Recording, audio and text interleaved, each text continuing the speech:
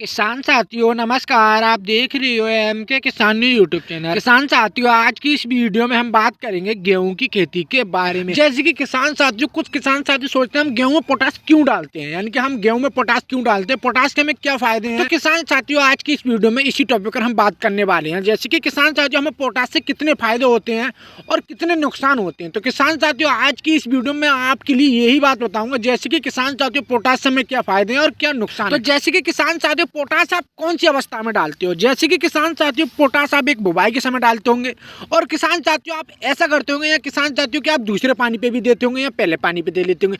लेकिन किसान साथियों हमें पोटास सबसे ज्यादा तो पहले शुरू में ही डाल लेनी चाहिए। या किसान साथियों हमें ऐसी कि गबोट वाली अवस्था होती है, जैसे कि किसान साथियों हमारी गेहूं की वालियां बनती हैं, तभी किसान साथियों हमें पोटास का प्रयोग करना चाहिए। ऐसा नहीं है किसान साथियों कि हमारी बाली 50 से 60 से 70% हमारी गेहूं की वालियां निकल जाए और किसान साथियों हम पोटास का प्रयोग करें। लेकिन किसान साथियों उस टाइम अगर पोटास का आप प्रयोग करते हो तो किसान साथियों आपके लिए पोटास का रिजल्ट देखने को नहीं मिलती है। और इसी के कारण किसान साथियों आप सोचते हो कि हमें पोटास से कोई फायदा देखने को नहीं मिले, हम पोटास क्यों डालें। तो किसान साथियों मैं आपके लिए बता दूं, जैसे कि किसान साथियों बहुत से किसान साथी सोचते हैं कि हमने पोटास तो शुरू में दे ली, अब हम पोटास का प्रयोग नहीं करेंगे। लेकिन किसान साथियों पोटास हमें 2 बार अपनी गेहूं की फसल में प्रयोग करनी चाहिए। जैसे कि किसान साथियों बुवाई के समय और किसान साथियों गबोट वाली अवस्था के समय हमें प्रयोग कर लेनी चाहिए। जैसे कि किसान साथियों हमारी गेहूं की जो वालियां निकलना चालू हो जाएं 3 से 4 दिन हमें पहले ही प्रयोग कर लेना चाहिए। जिससे किसान साथियों क्या होता है पोटास से हमारी जो गेहूं की वालियां होती हैं वो लंबी बनती हैं और हमारे दानों की संख्या ज्यादा रहती है। हमारे दानों का भराव अच्छी तरीके से हो जाता है, हमारे दाने पिचके पिचके नहीं रहते हैं। और किसान साथियों नहीं तो हमारे दाने काले बनते हैं और नहीं तो हमारे दाने लाल बनते हैं। किसान साथियों एक समान हमारे दाने रहते हैं और जिससे किसान साथियों अंत में हमें गेहूं की अच्छी पैदावार देखने को मिल जाती है। और बहुत से किसान साथी क्या करते हैं, यहाँ तो शुरू में ही पोटास दे लेते हैं और किसान साथी गबोट वाली अवस्था में पोटास का प्रयोग नहीं करते हैं। फिर बाद में सोचते हैं कि किसान साथियों हमारे गेहूं के दानों का भराव अच्छी तरीके से ना हुआ और किसान साथियों हमारे गेहूं के दाने काले भी बन गए, लाल भी बन गए। किसान साथियों आपके दाने इसी कारण किसान साथियों गेहूं के दानों का भराव अच्छी तरीके से नहीं हो पाता है, पिचके पिचके रहते हैं और आपके दाने काले भी बन जाते हैं और लाल भी बन जाते हैं।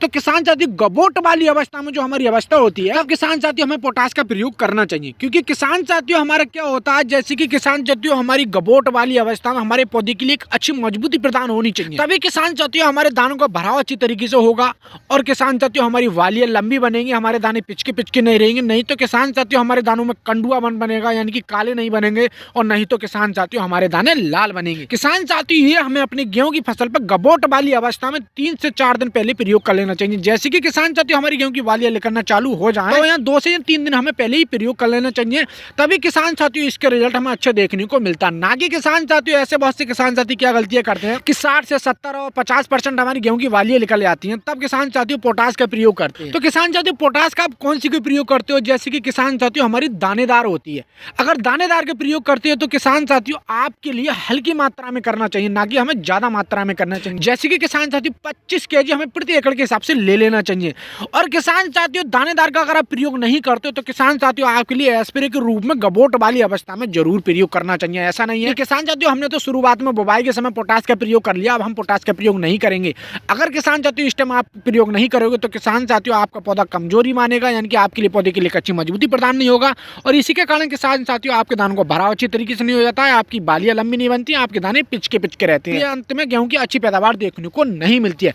तो किसान साथियों गबोट वाली अवस्था में हमें पोटास का प्रयोग करना चाहिए। तो किसान साथियों यहाँ पर बात चल रही थी हमारी कि हम स्प्रे के रूप में पोटास का प्रयोग कर सकते हैं। तो किसान साथियों स्प्रे के रूप में एक हमारी NPK 0050 आती है।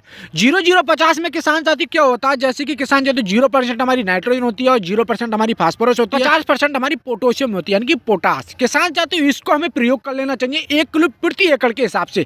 इससे किसान साथियों क्या होता है, हमारी जो गेहूं की वालियां होती है वो लंबी बनती है, हमारे गेहूं के दानों को भराव अच्छी तरीके से हो जाता है, पौधे के लिए अच्छी मजबूती प्रदान हो जाती है। नहीं तो हमारे गेहूं के दाने काले पड़ते हैं, नहीं लाल पड़ते हैं, यानी कि हमारे दाने सुकड़े सुकड़े भी नहीं रहते हैं, हमारे दाने का भराव अच्छी तरीके से हो जाता है और इससे किसान साथियों अंत में हमें गेहूं की अच्छी पैदावार देखने को मिल जाती है। तो किसान साथियों आप NPK का प्रयोग करते हो तो किसान साथियों आपके लिए एक खाद और लेना, यानी कि एक फर्टिलाइजर का और प्रयोग करना है। जैसे कि किसान साथियों एक हमारा फर्टिलाइजर आता है बोरेन। बोरेन किसान साथियों लेनी है हमें 20%, जो हमारी 20% वाली बोरेन आती है किसान साथियों यहाँ पर हम इसका भी साथ में प्रयोग करना।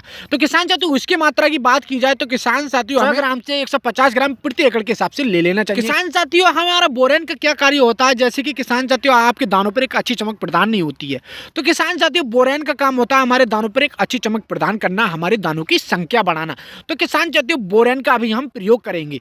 तो बोरेन की मात्रा आपके लिए 100 ग्राम से 150 ग्राम प्रति एकड़ के हिसाब से ले लेना चाहिए। और किसान साथियों जो हमने NPK 0050 लिए, किसान साथियों इसको हम 1 किलो प्रति एकड़ के हिसाब से ले लेते हैं। और दोनों चीजों का 150 लीटर पानी का घोल बनाना है, 30 लीटर पानी का घोल बनाना है, और आप 1 एकड़ की गेहूं की फसल पे स्प्रे के रूप में प्रयोग कर लेते हो, तो जिससे किसान साथियों आपके लिए अंत में गेहूं की अच्छी पैदावार देखने को मिलेगी। क्योंकि किसान साथियों आपके लिए पौधे के लिए एक अच्छी मजबूती प्रदान हो जाएगी और आपकी गेहूं की वालियां लंबी बनेंगी, आपके दानों का भराव अच्छी तरीके से हो जाएगा, आपके दाने पिचके नहीं रहेंगे, आपके दाने नहीं तो काले बनेंगे नहीं तो लाल बनेंगे, यानी कि स्वस्थ आपके दाने रहेंगे। और स्वस्थ दाने रहेंगे तो किसान साथियों आपके लिए अंत में गेहूं की अच्छी पैदावार देखने को मिल जाएगी। तो किसान साथियों मैं आपसे उम्मीद करता हूं आप गबोट वाली अवस्था में पोटाश का प्रयोग कर लेते हो, तो जिससे किसान साथियों आपके लिए अंत में गेहूं की अच्छी पैदावार देखने को मिल जाएगी। और किसान साथियों इसके साथ में हमें बोरेन का भी प्रयोग कर लेना चाहिए। तो किसान साथियों यह जानकारी आपके लिए कैसी लगी, मैं आपसे उम्मीद करता हूं कि यह जानकारी आपके लिए बहुत ही ज्यादा पसंद आई होगी। तो मेरी वीडियो के लिए लाइक कर दूंगा, ज्यादा से ज्यादा शेयर कर दूंगा। जो मेरे यूट्यूब चैनल पर नए हैं वो मेरा यूट्यूब चैनल सब्सक्राइब कर दें, पास में आए बेल आइकन की घंटी को भी दबा दें, ताकि आने वाली हर वीडियो की नोटिफिकेशन आपके लिए पहले से पहले मिले।